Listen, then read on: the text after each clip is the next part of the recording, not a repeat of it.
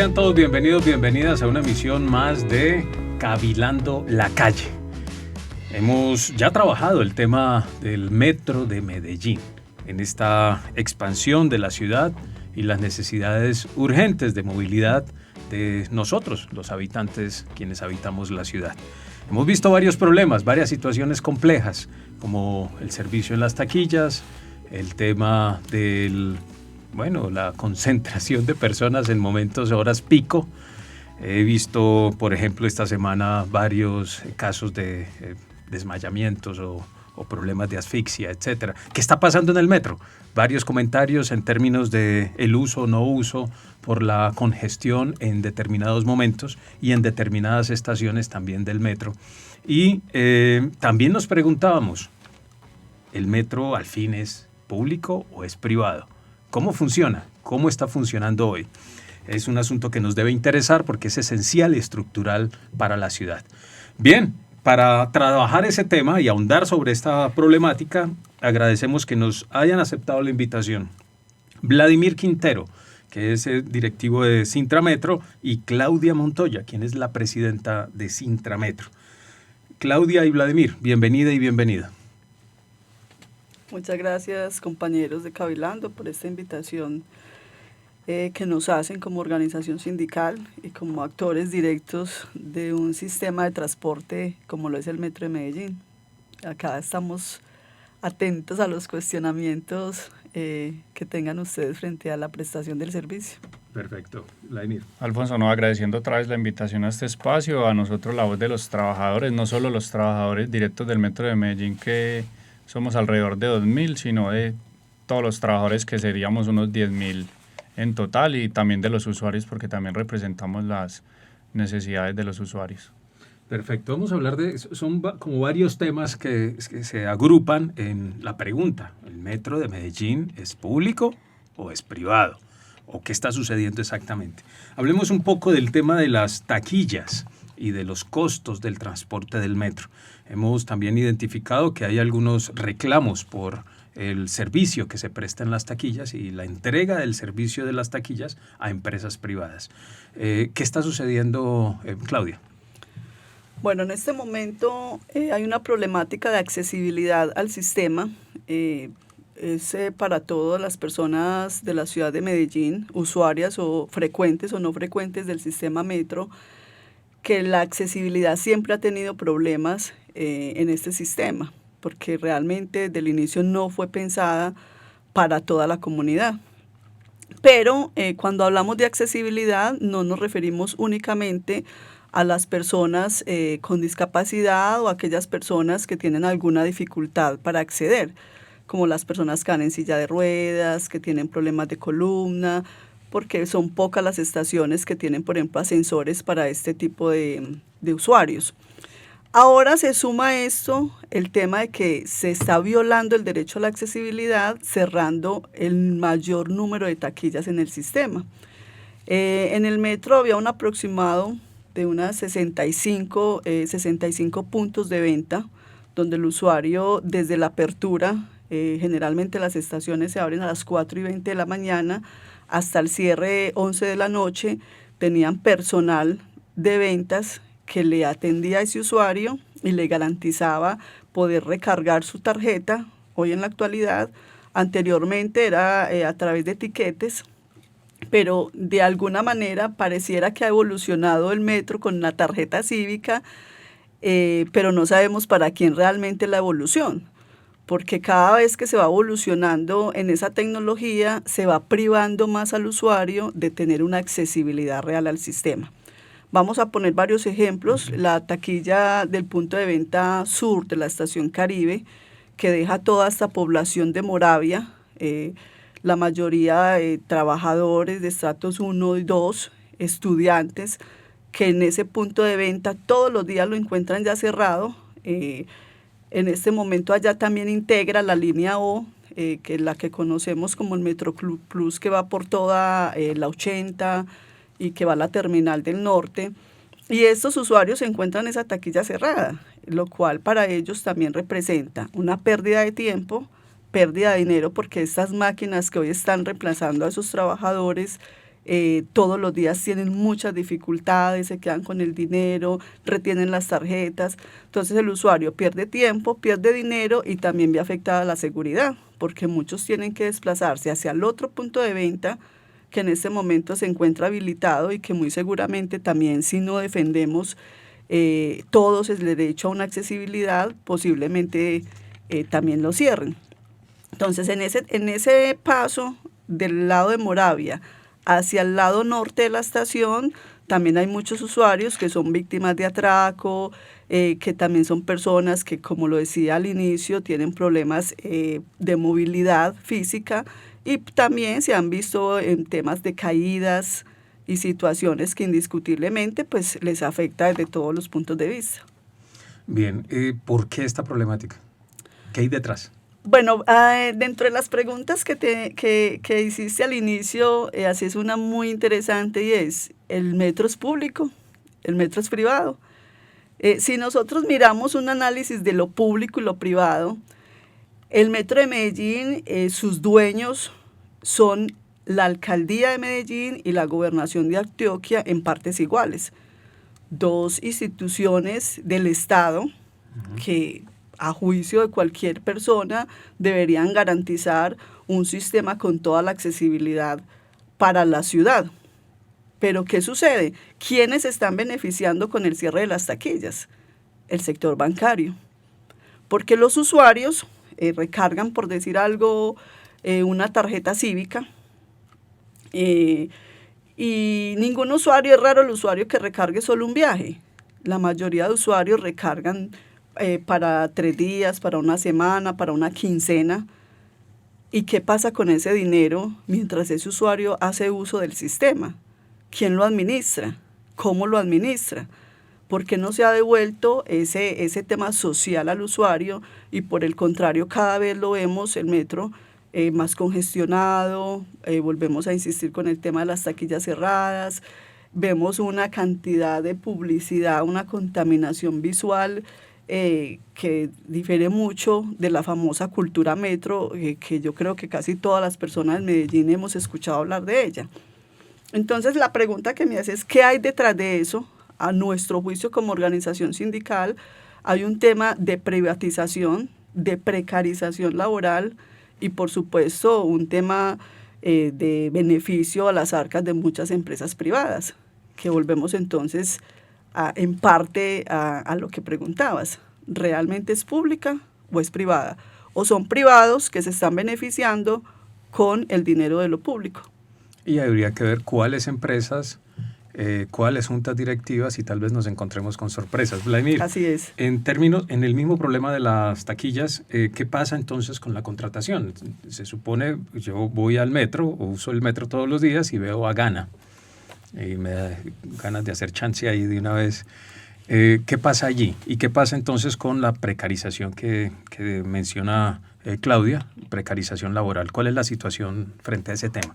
Y no solo ganas de hacer chances, sino esperar también que el otro usuario haga el chance. 5 o 6 números y usted tiene que esperar a que el otro usuario haga el chance, porque así es. Por ejemplo, yo soy usuario permanente diario de MetroPlus y son innumerables las personas que vos encontrás un fin de semana que Gana no abre a las 4:30 o a las 5 de la mañana. Entonces el usuario toca literal mendigar un pasaje y si tengo 5.000, pues yo te vendo el pasaje, pero no te voy a devolver porque no soy una taquilla, soy un usuario más que te voy a hacer el favor de ingresar al sistema, porque si no, ¿en qué más me muevo? Y si no tengo dónde recargar, entonces tengo que ir a eso, a mendigar un pasaje, a esperar quién me lo vende o esperar que abran la taquilla.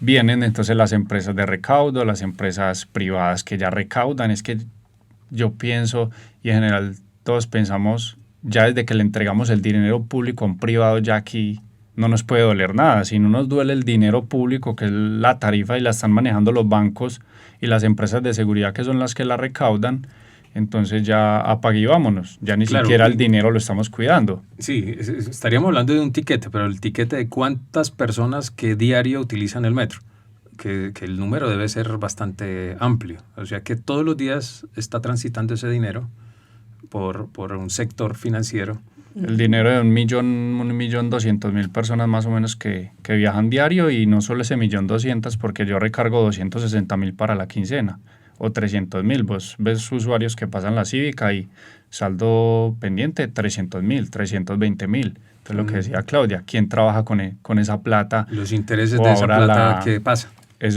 Ahora la aplicación que Civica Pay, entonces toda esa plata que daba de vivienda, la vivienda como trabaja con mi plata que yo estoy recargando para un mes, y fuera de eso una tarifa recostosa, estamos pagando la tarifa más cara que el metro de Madrid. Ese es otro tema, van varios temas, ese y el de la propaganda dentro del metro. Entonces pasemos a ese, hablemos un poco de las tarifas. Claro, además que tampoco hay más opción. Yo me voy a transportar, yo vivo en Bello, para transportarme a este lugar que es en el poblado no tengo de otra, es el metro. O quedarme 3 horas en el taco, ¿cierto? Entonces hay una facilidad que da el metro, pero sí es costoso. En comparación con Colombia, pero también en comparación. Háblanos un poco de eso. Vos decías facilidad o monopolio también. No tengo otra opción. Del transporte, porque no hay otra opción, pero entonces esa es la cultura metro, la doctrina que me venden de que llego de Santo Domingo a La Estrella con 3.500, pero es que no todo el mundo va de Santo Domingo a La Estrella, ni de Niquía a La Aurora, entonces tampoco puedo generalizar. Entonces el que va para la minorista, ¿cuántos transbordos hace y cuánta plata adicional tiene que pagar? Y lo que hace el sistema y en este caso... 3.500 ya es costoso. Ya es costoso, así sea para un solo viaje. Uh-huh. Pero lo que hace el sistema y el Metro de Medellín, la administración y el área metropolitana, que es la que pone la tarifa, pero ¿quién controla el área metropolitana? Alcaldía y Gobernación, es el mismo que pone el gerente, al que pone el área metropolitana. Son cosas que hay que analizar, pero entonces nos individualizan. No es que un pasaje son 3.500, no son 3.500, son 7.000. Uh-huh. Y si soy yo, mi esposa y mis 2 hijos, entonces ya son 28.000. Entonces mira que el pasaje no es nada económico. Y después salimos a llorar que 4 millones de usuarios dejaron de viajar en el año. Pues si con esos 28.000 con mi familia yo me puedo ir en otro medio de transporte. Pero sí. Entonces son muchas incoherencias. Entonces usemos el metro porque no contamina, porque no es de diésel, porque es más económico, pero vale lo mismo que el bus. Entonces, porque si el metro es masivo, es eléctrico, no contamina, me vale lo mismo que el bus, que de un bus vive mucha gente. El que lo conduce, son 2 conductores al día, es el dueño, es el que lo prepara, es el alistador, el que chequea. Entonces, ¿por qué el metro es tan costoso? Y aparte de eso, le estoy entregando los servicios a privados que me están supuestamente dejando ganancia. Entonces, a ver, no estoy entendiendo la ecuación. ¿O será que esa tarifa es tan alta es para poder sostener tanto privado? Por ahí nos vamos a meter. Pero entonces vamos al otro tema. Son demasiados temas. Sí. Al otro tema, y es el que mencionaba ahora Claudia. Estamos en Feria de Flores. Entonces hablemos un poco de cultura metro y lo que uno evidencia en la propaganda, que es impresionante, del metro. ¿Qué decir allí? Ese también no es una forma de privatización del espacio publicitario. ¿Y qué mensaje se da en el espacio publicitario versus la cultura metro? ¿Qué habría que decir ahí, Claudia?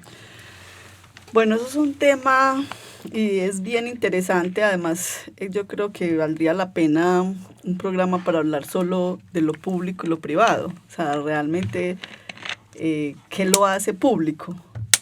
¿Qué lo hace público? Cuando miramos la publicidad que hay en el Metro de Medellín, no vemos ninguna propaganda que tenga que ver, por ejemplo, con la salud, que tenga que ver con un tema social. Allí lo que vemos es pura publicidad. Estamos aquí a pocos metros de la estación Poblado. Es una de las estaciones con mayor afluencia del Metro de Medellín, que además tiene una característica donde ingresan estudiantes, ingresa población obrera, ingresa turistas bastante y personas yo diría que de todos los estratos sociales de la ciudad de Medellín, ¿cierto? Entonces, ahí la pregunta es si realmente el metro está interesado en el servicio o en el negocio. O sea, Acá me disculpas que muchas respuestas te las doy con preguntas, porque son cuestionamientos que nosotros como trabajadores del Metro de Medellín todos los días nos hacemos. O sea, ¿realmente acá está primando más el negocio sobre el servicio? ¿Cuál es la realidad que vivimos todos los trabajadores y los usuarios del Metro de Medellín diariamente? Porque si miramos la publicidad que hace el Metro en las pantallas que vemos todos los días, el narcisismo total de la administración, mostrando todas las cualidades, porque también es importante mencionar en este programa, el Metro es uno de los transportes que puede tener más cualidades, porque es un sistema que te transporta rápido, porque es un sistema donde se pueden transportar muchas personas al tiempo, y también lo mencionaste en alguna de tus preguntas cuando mencionaba el tema de los desmayados. ¿Cuántas personas pueden estar viajando en el metro por metro cuadrado? Entonces, ¿a dónde va todas esas ganancias que el metro tiene en publicidad si no las vemos reflejadas en el servicio? Que también es una gran pregunta que debemos hacerlo no solo los trabajadores, sino también los usuarios y la comunidad en general. Vemos más ingresos no tarifarios, como los llama la administración del metro, que son todos los locales que vemos en las plazoletas, que es toda la publicidad, el tema del Metro de Quito, etcétera, etcétera. ¿Dónde está reflejado esas ganancias? Lo otro es, el sistema metro, quienes utilizan el metro a diario pueden sentir entre las estaciones Universidad y Caribe resaltos en la vía, que a nuestro juicio son bastante peligrosos. El metro ya es la línea del metro, las vías son como una carretera destapada, que también ahí viene otro gran cuestionamiento. ¿Qué pasa entonces? En este año he visto poca publicidad de la gobernación y la alcaldía frente a los trenes nuevos. ¿Dónde van a meter esos trenes? ¿Por qué no arreglan las vías antes de esa compra, antes de esa inversión? Trenes nuevos, pero sí hay frecuencia para trenes nuevos. No hay frecuencia. Ahí hay un tema que también es un tema bastante espinoso, digámoslo así, porque no sé si ustedes recuerdan el tema de la repotencialización de los trenes viejos, que no llevan ni 5 años. La mayoría de los trenes que hoy tenemos en el metro son los trenes que más presentan fallas y son los famosos repotencializados. ¿Qué pasó con esa repotencialización? Entonces, a juicio de quienes estamos ahí al frente, viviendo todos los días las situaciones, podríamos decir que esos trenes nuevos irían a reemplazar a esos trenes que repotencializaron. Entonces, ¿por qué se hizo ese gasto de la repotencialización? Que son también preguntas y cuestionamientos que hay que hacerle a la Contraloría y a todos los entes de control en la ciudad de Medellín. Volviendo al tema que planteabas de la publicidad, que a veces las respuestas se expanden un poco, pero es porque todo tiene que ver con todo. Nosotros no podemos hacer este análisis dividiendo una situación de la otra. El usuario hoy todos los días viaja bajo mayor congestión, trenes sin ventilación, y eso lleva a que hayan más cantidad de usuarios desmayados, que tengan que utilizar el botón rojo y la palanca azul, que además el metro en sus propagandas hace ver como si fuera un mal uso del usuario, que es que el metro tiene fallas o retrasos más bien por culpa del mal uso del botón y la palanca azul, lo cual no es cierto. Y te lo hablo con todo el conocimiento porque hago parte de la atención al usuario. Yo trabajo en el área de servicio al cliente y en mi puesto de trabajo atiendo todos los días a las personas que se desmayan. Y muchos hasta evitan obturar el botón y lo sacan totalmente inconscientes de un tren por evitar tocar el botón rojo o la palanca azul. Entonces, ¿realmente es un mal uso o es el sistema que está llevando al usuario, lo obliga a utilizarlo? O sea que si todos los que tienen desmayos o se sienten mareados o se sienten asfixiados lo utilizaran, es posible que el colapso fuese más grande. Sí, total, indiscutiblemente. Así es. Bien. Bueno, entonces ya tenemos este tema del choque entre la propaganda. Hoy encontramos aguardiente por todos lados. La incoherencia. Y conciertos por todos lados. ¿Cuál es la cultura metro? Pero me hablan de cultura metro. Bien, perfecto. Estamos en esa discusión de lo público y lo privado. Vladimir, una de las formas de ir privatizando sin privatizar es ir entregando paulatinamente, como lo han hecho con la salud y como lo han hecho con la educación, los diferentes servicios y diferentes sectores a los privados. Eso es, ¿cómo evidenciarlo? ¿Cómo lo ves? ¿Qué se ha ido entregando del llamado servicio metro a los privados? Bueno, antes de, no me quería escapar del tema tarifa, Alfonso, perfecto. Ya como para cerrarlo, lo que hablábamos de la publicidad. Entonces mira que son beneficios por publicidad, beneficios por el recaudo del Metro de Quito. La semana pasada no sé si viste la noticia que una patente con EAFIT, porque aquí las cosas tienen que ser con EAFIT, no puede ser no, las universidades públicas les doy los contratos baratos. Del ahorro de energía, entonces es el ahorro de energía, son los locales, es la publicidad, es el Metro de Quito, es el cierre de taquillas que me ahorra gastos de nómina. No, para quienes no saben, Carlos, cuando hablas del Metro de Quito, ¿de qué estás hablando? La operación del Metro de Quito. ¿Qué se la entregaron? La operación del Metro de Quito la tiene un consorcio creado por Transdev, una empresa francesa, y el Metro de Medellín, y eso da ganancias al Metro de Medellín. Por supuesto. Entonces, ahí es donde también un poco de coherencia. Acá le entrego a un privado para que me haga todo en el metro, casi todo, pero yo me voy como privado a hacer casi todo en Quito. Entonces, sí es negocio. Entonces ahí de pronto nos vamos respondiendo cosas. Si yo estoy de privado, de contratista en Quito operando, es porque me está dando plata, yo no estoy allá de gratis. Entonces ahí nos da un poquito de respuesta porque aquí todo se lo entrego también a los privados. Entonces es un dinero que entra de Quito. Entonces, ¿por qué el usuario paga la misma tarifa? ¿Por qué el usuario paga la misma tarifa cuando me está entrando todo ese dinero externo? Y por menos servicio.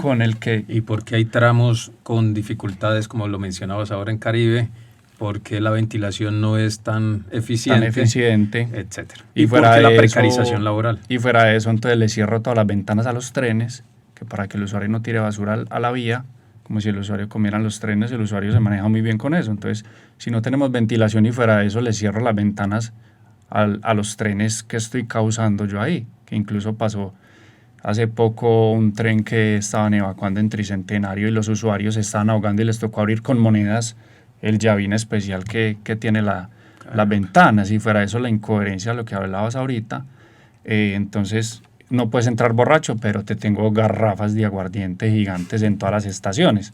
No puedes comer, pero te vendo perros, buñuelos, hamburguesas dentro de las estaciones de, por ejemplo, tranvía. Entonces, son como esas cosas con el tema tarifa de que el usuario, las máquinas de alimentos, pero entonces en las plazoletas correteamos y sacamos a las economías populares, porque eso sí no es cultura metro. Entonces quería pues como no dejar escapar esa parte con lo de la tarifa. Y nos va respondiendo la pregunta, porque lo público tendría que integrar todo lo que no está integrando. E incluso ahora decías no comer dentro del metro. Los metros que he podido visitar, yo no entiendo cuál es la dificultad. Se come normalmente, ¿cierto? Porque es parte de la cotidianidad. Y si uno tiene problemas de insulina, pues si no come se fregó, ¿cierto? Bueno, etcétera. Y el sistema me lleva a que no tenga más tiempo para comer. Porque salí del colegio corriendo para la universidad. Sí. Otro una debate. Disciplina extraña, pero bueno. O para la cultura, pues para lo que nos conviene. Lo que decías de los privados, yo digo que es muy sistemático. Te voy a poner un ejemplo, la accesibilidad. La accesibilidad aquí era de personal metro, escaleras eléctricas de 20 años en buen estado, elevadores, ascensores, plataformas electromecánicas en buen estado. Por la sobrecarga y falta de personal se fue como cogiendo ventaja en estas actividades, se empiezan a entregar a privados. Entonces llega un privado y coge escaleras eléctricas 2 años y obvio yo no le voy a invertir todo lo del contrato al mantenimiento. La entrego vuelta a nada al siguiente contratista en 2 años. En 2 años llega otro y es un círculo vicioso. Entrego iluminación acá hace unos 7 años más o menos, un jefe, por ejemplo, de infraestructura llegó con la idea de unificar áreas. Entonces unifiquemos el suministro de la energía con el área de los equipos de infraestructura, que era iluminación, accesibilidad, porque hacen trabajos conjuntos. Entonces, ¿para qué mando dos áreas? Las junto y mando una sola área a hacer una actividad, por ejemplo, la iluminación. Llegó y se fusionaron las dos áreas, colapsó la iluminación, colapsaron los problemas de iluminación en el metro de Medellín por priorizar, obvio, el suministro de la energía, la catenaria, que es pues como lo primordial. Entonces plazoletas con problemas de iluminación, mezaninis con problemas de iluminación, escaleras, plataformas de todo. Entonces, como colapsó la iluminación, necesitamos ayuda, pero mi ayuda no es contratar 10 servidores públicos. Mi ayuda fue entregar el contrato de la iluminación a un contratista, que tiene que tener un personal metro también supervisando esas actividades. Entonces se vuelven como hay veces unas nóminas paralelas. Entonces es como muy sistemático dejar colapsar los mantenimientos. Lo decía Claudia ahora, la carretera destapada. Usted puede bajar desde la Estrella y si te bajas con un tinto, no te lo tomes por cultura metro, pero mire a ver hasta dónde le llega el tinto, sin regársele. Entonces también sucede. Nos coge una superventaja en semanas de atraso, hasta 50 semanas de atraso en el mantenimiento de las vías. Necesitamos ayuda, porque llegan entonces los sabedores de la tercerización y ese modelo neoliberal. Necesitamos ayuda, traigamos quien nos ayude a hacer inspecciones súper especiales, que es el ultrasonido, que son los defectos internos de los rieles. Entreguémosle la seguridad a un privado. Entreguémosle el dinero al privado. Le estoy entregando ya el mantenimiento de las vías, que es la vida de los usuarios, a terceros. Y entonces es como sistemáticamente dejar avanzar las problemáticas en todas las áreas para necesitar ayuda, pero la ayuda no es vinculemos personal, formemos personal, que sean unos trabajadores vinculados a servidores públicos con buena calidad laboral, sino que sean terceros y precarizados, y mientras más dura sea la actividad mejor, que se enferme y la sobrecarga laboral la tenga el privado, que no va a ser un problema para mí con una enfermedad laboral más adelante. Entonces es como muy sistemática este tema de dejar avanzar las problemáticas internas para tener que buscar la ayuda, pero en un privado. Y ahí se va perdiendo lo público, porque se supondría que debería estar formando a través de las universidades el personal para que ingrese al metro y se profesionalice y sea el encargado y el competente, además que se lo apropia, ¿cierto? Bien. Disculpame, Alfonso, pero ahí no podemos olvidar un tema, y es que ese modelo económico neoliberal el que menciona en este momento Vlado, es un modelo que ha ido avanzando no solamente en Colombia, sino en América Latina. Y sabemos, por ejemplo, Chile. Chile fue de alguna manera el experimento. De hecho, los conductores del metro de Medellín fueron los primeros tercerizados, cuando se supone que estos compañeros cumplen la misionalidad de transportar a los usuarios en el metro. Y ese modelo lo trajeron de Chile. Afortunadamente la lucha de los compañeros del Metro de Chile logró acabar con esta tercerización. Y ese modelo a nosotros de alguna manera acá en Medellín, podría decir yo, por el tema del regionalismo, por el tema de la cultura metro, que nos han de alguna manera todo el tiempo insistido, nos han cegado para ser unos usuarios y una población que cuestione, que exija. Porque de todas maneras, y lo mencionaban en la conversación, el tema de la privatización, la administración ni del metro, que además está compuesta por la alcaldía, la gobernación, la junta directiva del metro está compuesta por el ministro de Transporte y por muchas personas que tienen que ver con el Estado. Ellos no nos van a venir a decir el metro se va a privatizar. Eso es una privatización periférica que cuando despertemos ya lleva más del 80% en marcha.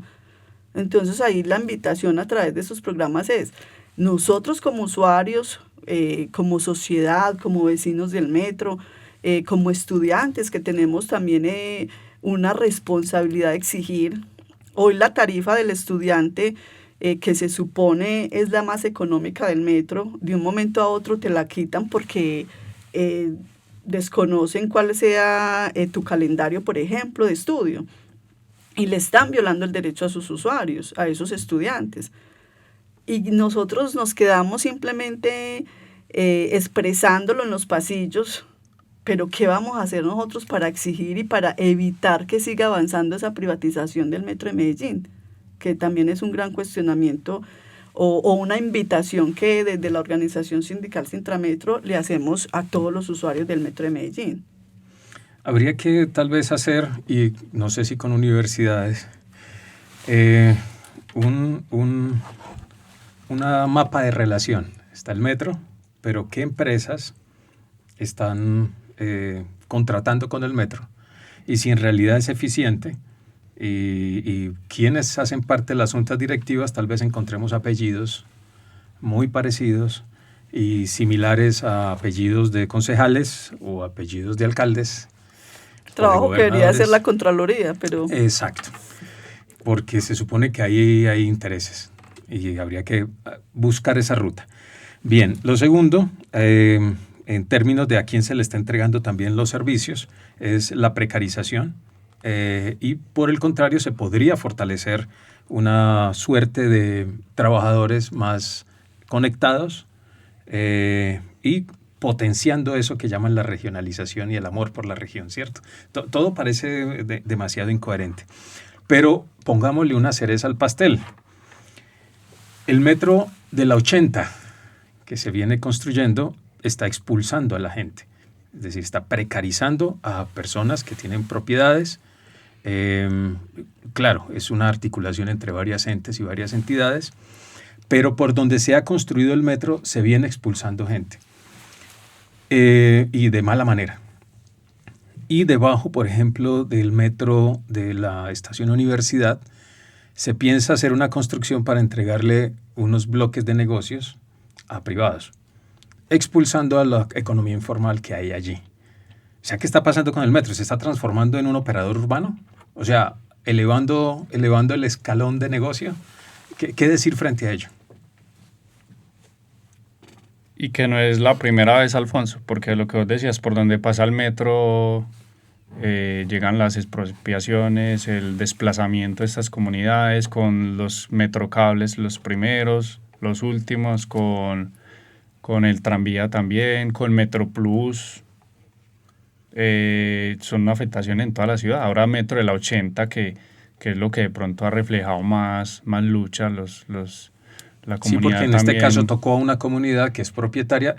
Lo que ahorita mencionabas, el Metrocable toca comunidades más vulnerables y que tal vez no sea mucha noticia. Pero en esta tocó a propietarios, a clase media emergente. Entonces ahora sí es un poco más, pero también tienen derechos. Entonces hay que aunar todas las luchas y preguntarnos qué está sucediendo, cuál es el esquema, cuál es la estructura por la cual se está desarrollando. Debería ser, si llega el metro a pasar por mi casa, debería estar contento porque me va a mejorar las condiciones, sí, ¿cierto? Pero por el contrario, me está precarizando. ¿Qué pasa allí? ¿O cómo leer eso? Mencionas algo, ¿se está convirtiendo el metro en operador urbano? Esa es una pregunta. Es una pregunta que además a mí me gusta mucho invitar a todos porque ese amor desmedido por el metro, que no es malo querer cuidar, pero ¿a costa de qué? Si no lo cuestionamos, pues indiscutiblemente cada vez va a ir desmejorando mucho. Y yo invito mucho a la gente a que mire la realidad que se vive. Miremos en Envigado. El Metro de Medellín tiene muchos terrenos de norte a sur y de oriente a occidente en Medellín, donde ha expropiado a muchas personas porque supuestamente ese terreno es necesario para el sistema y para el colectivo de ciudad. Pero muchos espacios no son utilizados y con el tiempo vemos, como en el caso de Envigado, que crean un edificio donde ni siquiera los trabajadores que ganan menos en el metro pueden tener acceso. Entonces, ahí es un tema también que hay que ponerle cuidado.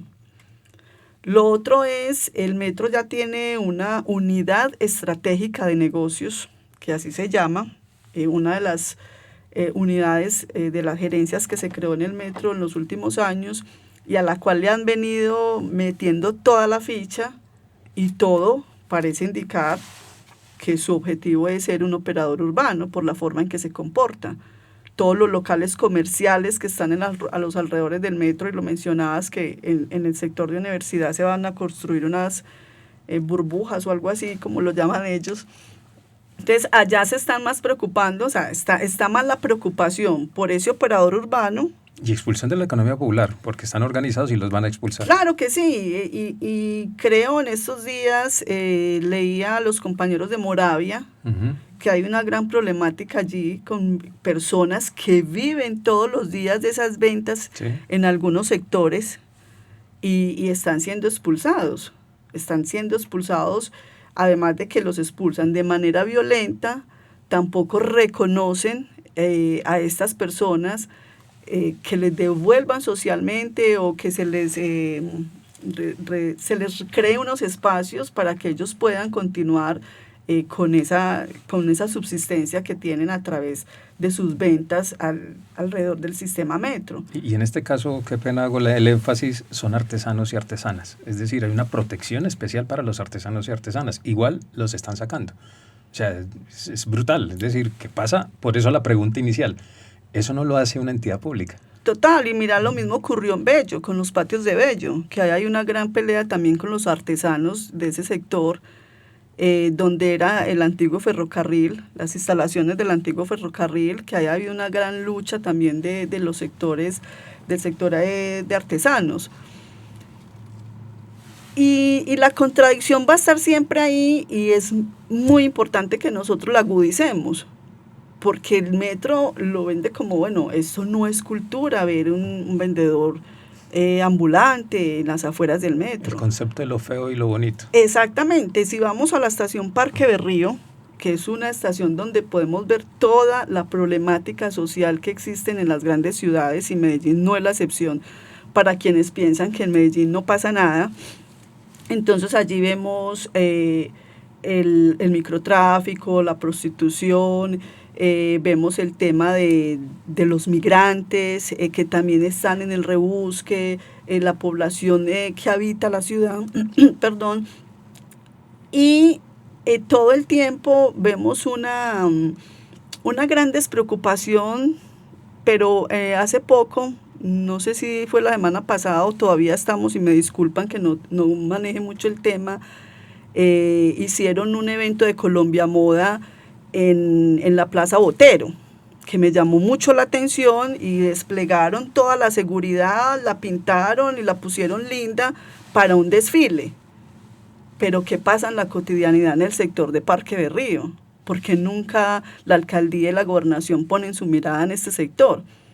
A cambio de ello, sí vemos en la entrada de la estación Parque Berrío, vemos máquinas de comida, vemos cajeros de todos los bancos, vemos una cantidad de negocios, además vemos las taquillas cerradas, o sea, tenés donde comer, donde sacar plata, pero no tenés donde recargar tu tarjeta cívica. Entonces, ahí damos también, como decís, respuesta a varias de las preguntas que hemos dejado acá. Bien, habría que hacernos también la pregunta para quienes nos están escuchando, y es, ¿por qué es importante que sepan esto? Porque pareciera ser que no, el metro está y funciona. Esta gente no quiere el metro. Algo así, sería esa pregunta. ¿Por qué es importante que esto lo sepa la gente y se solidarice con volver a que el metro sea público? Completamente público, lo que eso implica. Pero es que, mira, Alfonso, que es como se nos vuelve paisaje, porque es que el mismo, y no solamente el metro, un autobús, un taxi, el mismo nombre lo dice, transporte público, no es un favor que te están haciendo. Pero mira que acá, por ejemplo, el tema que tocaba Claudia ahora de la conducción, que se usan a los estudiantes para que una fundación que lleva 20 años con un contrato, miremos también Universidad de Antioquia, esta fundación, que no es Universidad de Antioquia, Antioquia, que no es fundación Universidad así. de Antioquia, sino que también es una unión temporal, porque el Metro de Medellín se llenó, fue ya incluso no de contratistas, sino de uniones temporales. Insisto, hay que buscar esas juntas directivas para todos los contratos. Sorpresas. Entonces son empresas que llevan 20 años con un contrato. ¿Por qué 20 años? ¿Y por qué cada 2 años se lo doy al mismo? Entonces son otras cosas pues que hay como entrar más a fondo, analizarlas. Pero lo que decías al inicio, lo público es un servicio público. Tengo es que exigir, no agradecer. Yo no puedo agradecer que tenga que esperar 3 trenes para montarme así. Como me decían estos días una usuaria, es que esto no le cabe un tinto a cucharadas. Y así es sin todos tener los días. Más opciones, porque quedo como atrapado. Porque no hay más. Yo tengo que esperar 2 Metroplus en Palos Verdes y tengo que esperar 2 o 3 trenes en Hospital en la mañana. Pero entonces cuando traigo los congresistas, los concejales, los personeros, los tiktokers, los traigo a los patios, voy y los pongo a jugar en un simuladorcito que manejan un trencito y hago videos, pero no los traigo a las 5 de la tarde aquí a la estación Poblado, o no los llevo a las 6 de la mañana a la estación Acevedo, o a las 6 de la tarde una fila de 1 hora, hora y media en Acevedo para los metrocables. Entonces los usuarios y toda la ciudadanía tenemos que entender primero es que esto es un servicio público y lo público hay que exigir lo bueno, no hay que agradecer por todo. Ay, pero gracias a Dios lo tenemos. No, si no estuviera hacíamos otra cosa. Si tuviéramos por dónde andar en bicicleta, muchos andaríamos en bicicleta. Otra cosa es quién está pagando la deuda del metro, ¿no? Que pusimos a todo el país a pagar la deuda del metro. Pero ese es otro tema para no... El alcohol, la gasolina, ese es otro tema muy a fondo, pero entonces... Sí.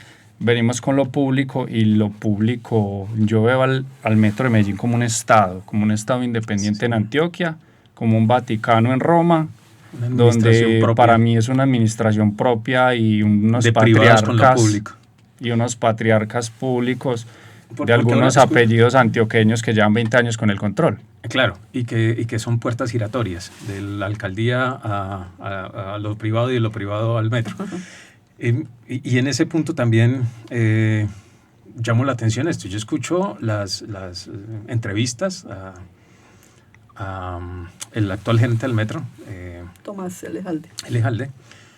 Y no, esto es la berraquera. La berraquera. O sea, no, esto y el cielo son la misma cosa. O sea, no hay ningún problema. No hay nada. Todo fluye, la plata fluye, el metro del 80 no hay ningún problema. Las comunidades que están protestando porque los precarizaron, no les están pagando lo que valen sus viviendas, no está pasando. ¿Qué hacer con el discurso, no? Ese no está pasando y ese no politicemos el metro, que se ha vuelto muy común, pero lo hacen los concejales afines a la administración actual, pero no lo politicemos. Entonces, a lo que decías, por ejemplo, se va a la bancada de Acevedo al río, fue culpa de la lluvia. Se incendia un tren en vía de enlace, fue culpa de un rayo. Ese día no estaba lloviendo, pero fue un rayo que cayó el sábado. Yo creo que fue un rayo. Entonces también como que abusamos de la inteligencia de los usuarios. Una socavación en Tricentenario Caribe, entonces fue la quebrada, yo no sé qué. Mueren trabajadores en las vías, culpa de los trabajadores. Se cae una cabina, fue una falla puntual de una pinza, pero se cambiaron todas las pinzas. Y todos esos asuntos que estás describiendo se van olvidando. Y entonces llegamos con lo que yo te decía, la visitica del tiktoker, la visitica del congresista antioqueño, la visitica del consejo y los llevo a jugar en el simuladorcito. Entonces aquí nunca es culpa de la administración o de ningún administrador. Entonces también pasa, se me murieron 2, 3 trabajadores en pandemia y me mueven de este cargo para este más alto. Se me mueren 2 trabajadores en la vía y ya no soy jefe sino gerente. Se me cae una cabina y ya no soy jefe sino gerente también. Entonces aquí como que nos esconden incluso en cargos más altos porque tenemos que cuidarnos de qué tipos de intereses, pero entonces cuando se asume la responsabilidad de la administración, siempre es culpa de la lluvia o del trabajador que muere o de la cabina que se cayó, siempre es algo puntual. No, fue una falla puntual de la cabina, pues todos sabemos que la cabina cayó por una falla puntual, pero ¿por qué falló? Uh-huh. ¿Y cuánto mantenimiento de esas cabinas está en manos de privados? Ese era el punto. y ¿Quiénes son cuánta los seguridad privados? le estoy dando yo a los usuarios para que viajen tranquilos. Es que es una sola vez, porque entonces no somos personas sino números.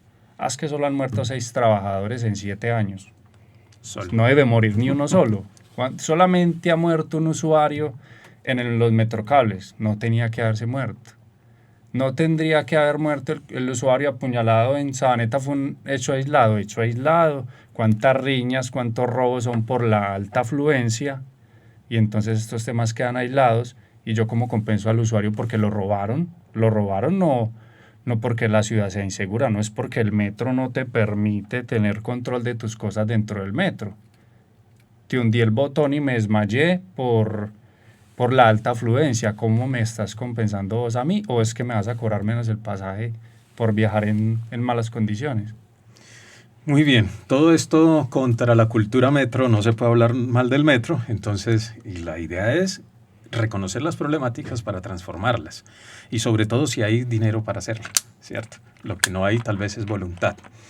Bien, seguiremos ahondando este tema de lo público y lo privado, y ahondando un poco en eso de cuáles empresas y cuáles juntas directivas. Yo creo que nos vamos a encontrar sorpresas.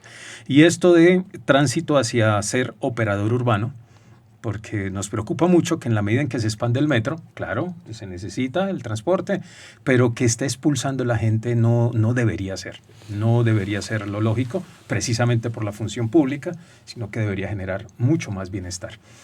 Nos quedan muchas problemáticas.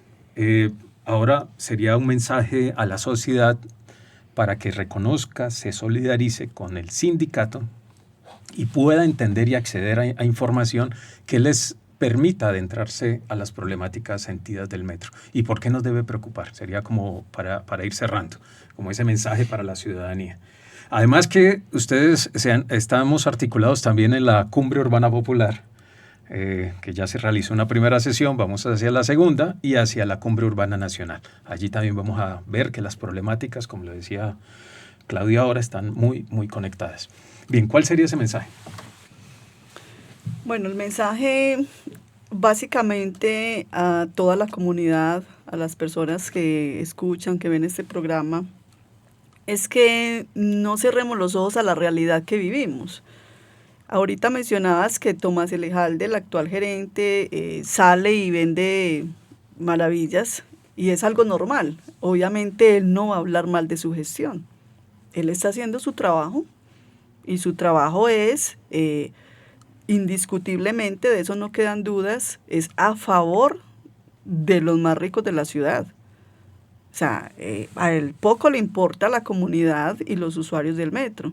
Y lo acabas de decir, el metro se expande, expropia a muchas personas, pero fuera de expropiar cada vez vemos más proyectos, menos personal en las estaciones, es decir, menos contratación directa, que también es un absurdo. En la medida en que el metro va creciendo, pues deberían de ingresar más trabajadores al sistema metro a atender a esa comunidad.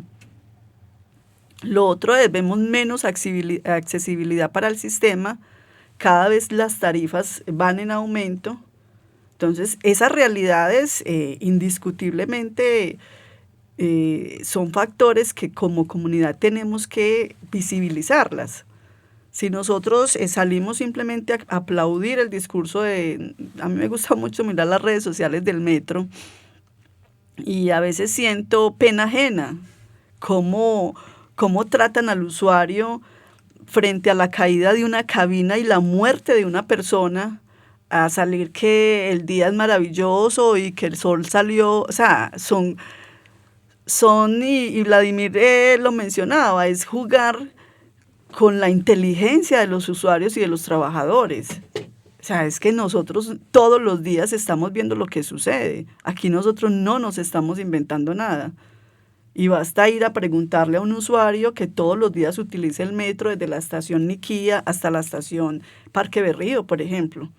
¿En qué condiciones viaja? ¿Cómo ingresa al sistema? ¿Cuántas veces le han robado? ¿Cuántas veces le han acosado? ¿Cuántas personas ven el torniquete para poder atenderlo? Y todas esas son situaciones que nosotros como organización sindical y ustedes también como comunicadores y como articulaciones de otras entes sociales, tenemos que traer sobre no solo sobre esta mesa, sobre cada mesa que nosotros nos encontremos, porque es nuestro deber. ¿Qué logremos con esto? Muchos dirán, pero ellos tienen los medios, pero nosotros tenemos la fuerza. Nosotros tenemos la fuerza de la unidad. ¿Qué pasaría si un día todos los usuarios, cuando el metro se vara por cualquier situación, nos quedáramos quietos en una estación jugando remis, parqués y no llegáramos a las empresas? A ver qué sucedería.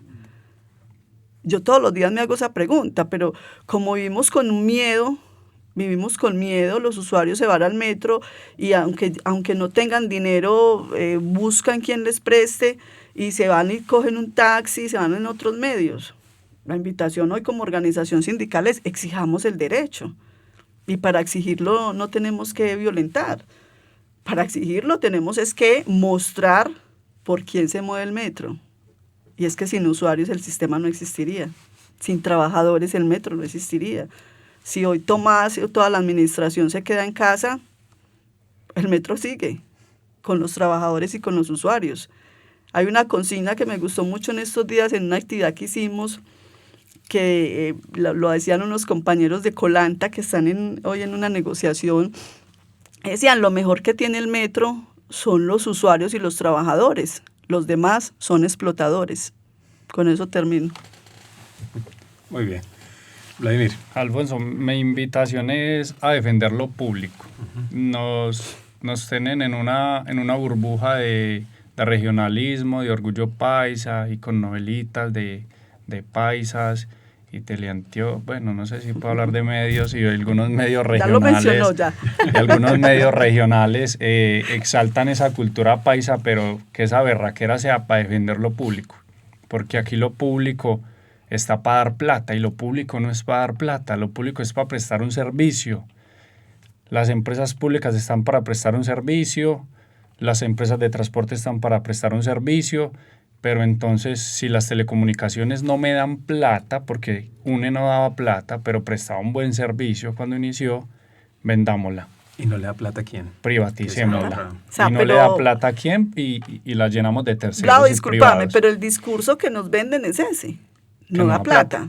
Pero si no diera plata, no vendría un privado a comprarlo. Que también es algo contradictorio, total. A nosotros nos dicen, no, es que el Metroplus no da plata. Pero si el sistema de transporte, que además el transporte mueve la economía, si no fuera rentable... En todo sentido, no solo es el costo del tiquete, sino mueve la economía. En todos los sentidos. Si el transporte no diera ingresos, no habrían tantos privados detrás de él. Así de sencillo. Sino que el discurso es, esto no da plata. Esto no da plata, lo público no da plata. Para justificar. Entonces EPM tiene que dar plata, sustentada en tarifas altas, y si no da plata, privatizamos como pasó con UNE. En varias no da plata, entonces la privatizamos como pasó con UNE. El metro no da plata, pues ahora está dando, pero cuando no dé, es que esto no da plata. No tenemos que entender como antioqueños, como colombianos, es que lo público hay que defenderlo porque es que está para prestar un servicio y no para dar ganancias, no para que el metro de 200.000 millones de pesos al año en ganancias a costa de la tarifa alta de los usuarios, o EPM de ganancias a costa de la tarifa alta que pagamos todos los usuarios. Entonces la invitación es esa, a que en Antioquia defendamos lo público, pero para el pueblo, para la ciudadanía, no para cientos de privados como en EPM y la fábrica de licores y el metro de Medellín se estén lucrando los privados mientras las tarifas siguen elevándose.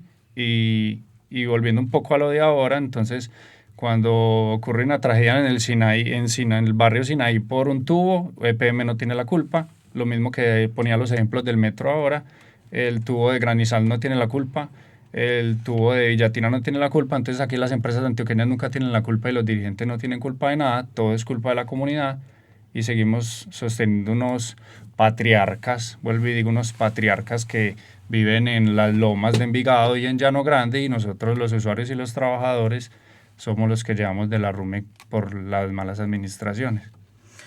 Bien, agradecerles por este espacio, por toda esta información, todo este conocimiento. También, bueno, ahora nos dicen a quienes nos escuchan y nos ven, ¿dónde pueden buscar información? Redes para estar informados también de lo que Cintra Metro nos tiene que decir. Invitar a todas las organizaciones a articularnos. De hecho, lo estamos haciendo muchos intentos para articularnos y poder juntar las luchas. Por separado tal vez seamos más débiles, pero juntos podemos tal vez pensar en transformaciones concretas y reales. Y que nunca se me pase el llamado a las universidades. Hay que recuperar el sentido profundo de las universidades, creo que se ha perdido, y es acompañar estas luchas. La universidad debería, a través de investigaciones, estar indagando sobre estas formas de negocios, sobre estas articulaciones entre lo público y lo privado y defendiendo lo que le genere mayor bienestar a la gente, que en este caso es lo público. Es un llamado también urgente a las universidades. Bien, agradecerles, muchas gracias por estar, muchas gracias por esta información. Recuerden decirnos dónde buscar información. Estamos en todas las redes sociales, Facebook, Instagram, en X. En las estaciones pueden ver incluso nuestra información que tanto nos persiguen y nos censuran cuando informamos al usuario y al trabajador. También están nuestros contactos celulares, WhatsApp, correos electrónicos. Igual usuarios se nos acercan en estaciones y, como te decía ahorita, estamos para usuarios, trabajadores, vinculados o no, y Cintra Metro es por la defensa de lo público en general. Perfecto. Claudia, Vladimir, muchas gracias. Gracias a todos quienes nos siguen y nos ven. Nos estaremos encontrando en una próxima entrevista para profundizar sobre las problemáticas sentidas de nuestra ciudad. Muchas gracias.